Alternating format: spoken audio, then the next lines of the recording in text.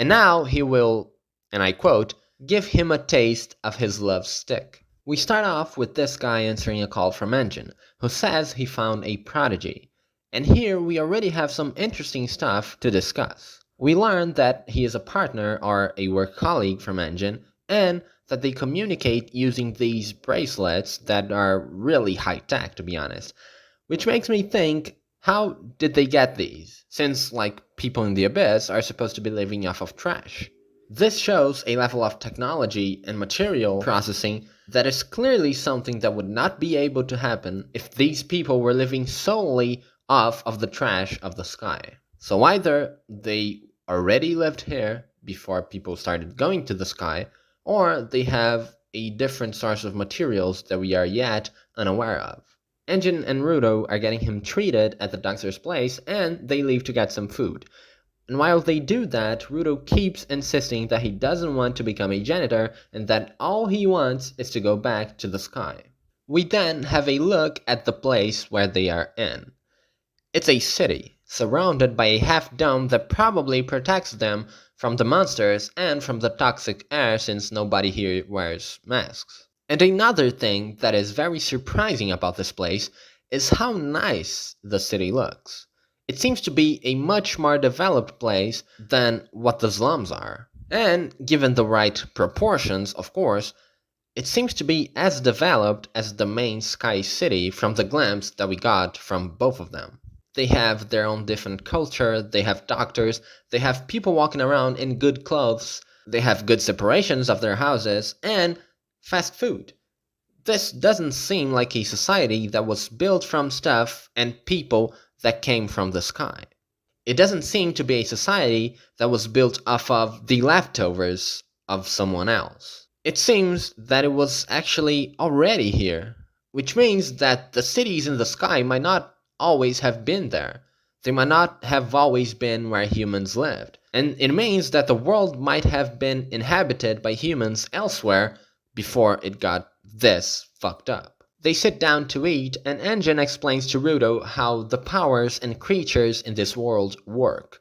So, in the past, an accumulation of emotions and thoughts somehow turned into energy, and this energy caused many different phenomena here in the Abyss. One of those being the beasts, who will attack any human they see and who can't be killed by normal weapons because their core, which keeps them alive, is a thought. He then explains the powers, saying that if a person uses an object for many years and cares for that object, a thought will dwell in it. And these objects are called Jinki. And only a couple of people can actually use these objects as weapons. These are called givers. So the weapons are the actual thing with a thought or soul in them. And these Jinki can only be used by givers. So, alright, this better explains the power system, and it allows us to expand our thoughts. If we consider Rudo's relationship to stuff that was shown to us on chapter 1, we can understand why he can use different weapons. It is because he has an emotional connection to every object that surrounds him. He values stuff enough to the point of being able to control anything that has a thought in it. Any Jinki he finds, he will be able to use. This was also something that Lost talked about in last video's comment section. And this ability Rudo has will also allow him to use any future enemy's weapons, which can be very interesting, as you'll see. And after that explanation, Engine says that the Janitors are an organization that works on killing the beasts from the outside. And he says he has no idea about how to go back to the sky, but he says his boss might know something about it. We then have an emotional moment from Engine and Rudo's conversation, and it comes with a short panel showing Rudo's memories of people bad-mouthing him because of his gloves. These items that people used to make fun of are now the only thing of value he has left, the only memory he has of Recto, and the only thing that can take him out of this really, really bad situation. Engine then gives Rudo some money that he made from selling Rudo's clothes, and a cat steals it. Rudo runs to get it back, and he uses a stick to grab the cat and his bag. But the owner of the stick shows up, and he didn't really like getting his stick stolen. And now he will, and I quote, give him a taste of his love stick.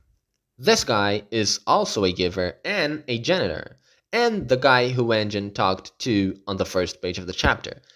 He seems to be a pretty emotional and hot-headed person, who cares deeply about his love stick nonetheless, but who is willing to use a very dangerous weapon in a very small space in a way that can destroy all the things surrounding them that keep them safe from the monsters and the toxic air from the outside. It isn't a really smart decision to make, but it is a decision that I would understand when coming from someone with a very hot-headed temper. And this character design is so cool. And I mean, his clothes are so great, the colors, as I imagine, are really, really vivid, and his stick seems to be such an imposing weapon. His whole demeanor, together with his stick and his clothing style, really show a confident, better than thou persona that will not allow mistakes made against him to go unpunished. And I love it. It is also akin to Rudo's character in the aspect of not taking unjustified actions from others.